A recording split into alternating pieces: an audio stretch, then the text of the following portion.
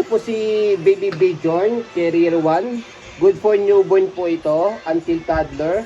Okay po, may corresponding height and weight po sa kanya sa newborn saka sa toddler pag gagamitin po sa kanya. Okay, light new condition po ito. Wala pong himulmol. Already washed. Gagamitin nyo na lang po. Okay, so ito po yung details po niya 1 by 1. Mesh type po yan. Kaya hindi po mainit si baby kapag suot po yan. Ayan. So, sa harapan, yan yung details. Kapag toddler si baby, toddler na, newborn ganyan. Kapag toddler, tigupin nyo lang ganyan. Okay, kasi yung ulo ni baby para makita. Okay, so sa paglakas sa kanya, ito, press nyo lang po ito. And then, atake nyo po. Ayan. Okay, sa kabila, ganun din. Okay, so yan, safe na safe po yan.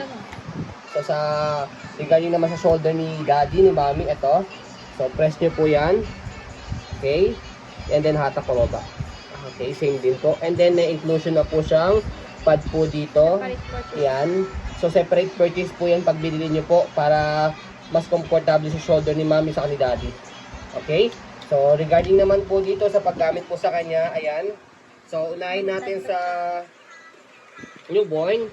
So, sa newborn, ang capacity po ng weight po niya, saka ng height. Ito, ayan. So, sa newborn, ayan, ang height, ang weight po niya 3.5 kg or 8 labs. Ang height po ni baby kailangan 53 cm to 62 cm or 22 to 24 inches. Okay? So yan, dito po yung lock po niya.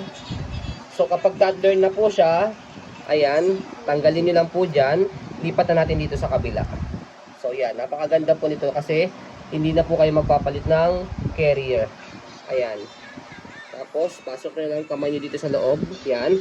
Sa toddler naman po, maximum po siya ng 15 kg or 33 labs. Ang height po 62 to 100 cm or 24 to 40 inches. So, yan po. So, pagka ilalagay nyo na po siya, para hindi po kayo mahirapan, dito po yung pag-demo po niyan. Ayan. So, unahin po muna natin sa shoulder. Yan. Shoot nyo lang pong ganyan. Meron na lang mix sa video. Okay. So, sa kabila, dito rin. Okay. Yan. So, sa body naman po, dito. Yan. Yan. Ganun din sa kabila. Okay. So, para hindi po kayo malito, we can send video din po ng tutorial from YouTube. Pero napakadali po niyan. Ayan. So, by the way, para naman po sa hip ni baby or sa tiyan ni, ay, sa hip or tiyan ni mommy, ayan. So, or ni daddy, ito po, di-adjust po yan kung medyo mataba o mapait po si baby. Ay, si daddy, si mommy yan. Ganyan lang po siya. May size din ba? Kung ilang cm po? Kung i-adjust po ninyo, ganyan lang po siya. Atake nyo lang po siya. Pag mapait si daddy, si mommy, pag medyo may katabaan po siya, yan, atake nyo lang po siya. Mahaba rin siya para XL kaya. Yan din sa kabila, atake nyo. Yan, pag taba-taba o mapangat po. Ayan. So, napakadali lang po niyang i-adjust. Okay? So, sa araban po, ayan. Okay? Pag newborn. Pag newborn, yan. Okay?